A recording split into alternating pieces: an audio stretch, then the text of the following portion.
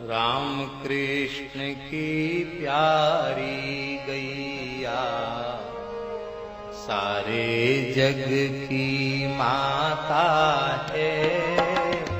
राम कृष्ण की प्यारी गैया सारे जग।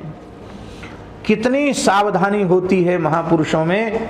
हमें स्मरण आता है अपने विद्यार्थी जीवन में, जब हम पहली बार महाराज जी के साथ ब्रज की ओर चले तो झांसी से ट्रेन में बैठे, पैसेंजर गाड़ी महाराज जी को बड़ी प्रिय थी। तो शाम को 4 बजे वो चलती, 4 बजे बैठ जाते उसमें, पर जब चलती तो आराम से चलती और सवेरे 7-8 बजे मथुरा पहुंचाती थी।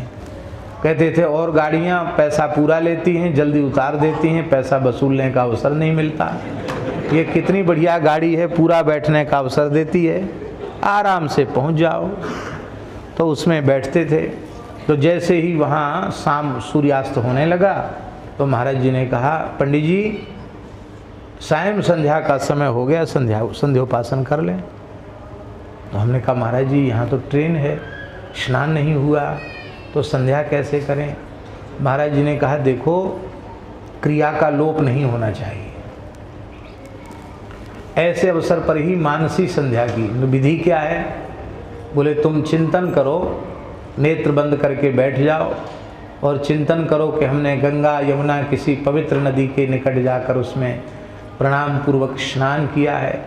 मानसी में विधिवत पवित्र किसी तीर्थ में, गंगा जी में, यमुना जी में स्नान कर लो।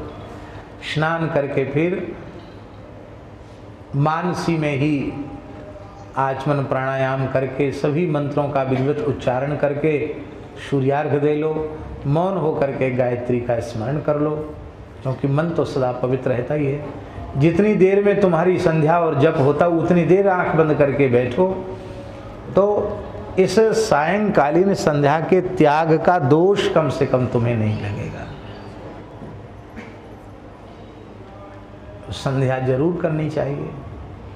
ये पहला उपदेश था उनका दास को। अब वो इतनी बढ़िया विधि बता दी कि अनेक ऐसे अवसर पड़ते हैं कि जब तो वो समय स्मरण आ जाता है, यथासाध्य तो आगे पीछे करके हो जाता है, लेकिन जब ऐसी स्थिति आती है तो महाराज जी की बात स्मरण में आ जाती है।